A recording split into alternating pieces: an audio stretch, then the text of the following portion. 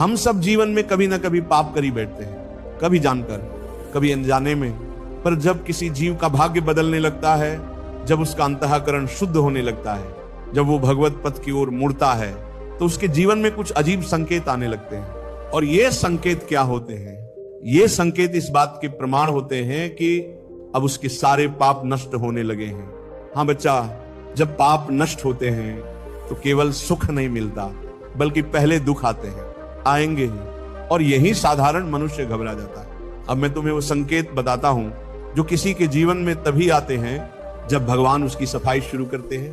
पहला संकेत, निकट के लोग विरोध करने लगते हैं। जी हाँ, जैसे ही कोई व्यक्ति भक्ति पथ पर आता है, उसके अपने ही लोग उसका उपहास करने लगते हैं। तू संत बन गया है क्या? हर समय मंदिर, हर समय भजन। ये विरोध कोई सामान्य बात नहीं। ये बताता है कि तुम्हारे भीतर जो पुराने संस्कार हैं, उनकी जड़ें हिल रही हैं। दूसरा संकेत, अचानक दुखों की बाढ़ आ जाती है। तुमने किसी का बुरा नहीं किया, फिर भी लोग तुम्हें गलत ठहराने लगते हैं। तुमने किसी का धन नहीं छीना, फिर भी आर्थिक संकट आ जाता है। बेटा, ये सब तेरे पापों की अंतिम किस्तें हैं। जैसे कोई कर्ज चुकाते समय आखिरी भारी किस्त आती है, वैसे ही जब पाप पूरी तरह जलने को होते हैं तो उनका अंतिम ज्वाला बहुत तीव्र होती है। तीसरा संकेत, मन बार बार भजन में लगना चाहता है पर व्याकुलता बढ़ती है। तू जप कर रहा है लेकिन मन चैन नहीं लेने देता। तू प्रवचन सुनता है लेकिन भीतर कुछ बेचैनी रहती है। समझ लेना, तेरे पुराने पाप तड़प रहे हैं। वो चाहते हैं तू फिर उसी कीचड़ में लौट जाए, पर तू डटा रहे, बस डटा रहे। और जब तू डट जाएगा, एक दिन ऐसा आएगा कि वो सारी बेचैनी, वो सारी पीड़ा सब शांत हो जाएगी। चौथा संकेत, सपनों में अजीब घटनाएं दिखने लगती हैं। कभी सांप दिखता है, कभी जलती हुई आग, कभी कोई डरावना दृश्य। मत घबरा, ये तुझे नुकसान देने नहीं आए हैं। ये पाप स्वप्न के रूप में बाहर आ रहे हैं, क्योंकि अब उनका समय पूर्ण हुआ। पांचवा संकेत, एक गहरी विरक्ति जीवन से होने लगती। तू जहां पहले भोग में सुख देखता था, अब वही चीजें तुझे व्यर्थ लगने। कभी जो तुझे प्रिय थे, अब उनकी बातों में स्वाद नहीं आता। ये एक आध्यात्मिक संकेत है कि भगवान तुझसे अब संसार छुड़ाकर अपने पास बुलाना चाहते हैं। प्यारे साधक जनों, कभी कभी जब सब कुछ उल्टा पुल्टा होने लगे तो समझो कि भगवान बहुत निकट है।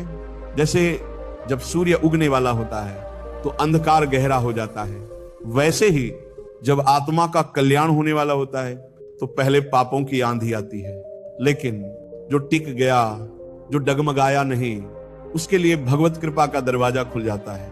अब प्रश्न ये है, इन संकेतों के आने पर हमें क्या करना चाहिए? पहली बात, विचलित मत होना, ये सब सामान्य है। दूसरी बात, हर दिन नियम से नाम जप करना है। जिसे तुम साधारण नाम समझते हो, वही नाम पापों को भस्म करता है। गायत्री मंत्र नहीं, कोई यंत्र नहीं, बल्कि भगवान का सीधा नाम, राम, कृष्ण, राधे, नारायण। ये वो अग्नि है जिसमें जीवन भर के पाप जल सकते हैं। तीसरी बात, गुरु कृपा से जुड़े रहो।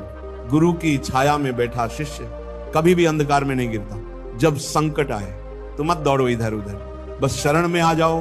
गुरु को पकड़ लो, नाम को पकड़ लो, हरि कथा को पकड़ लो।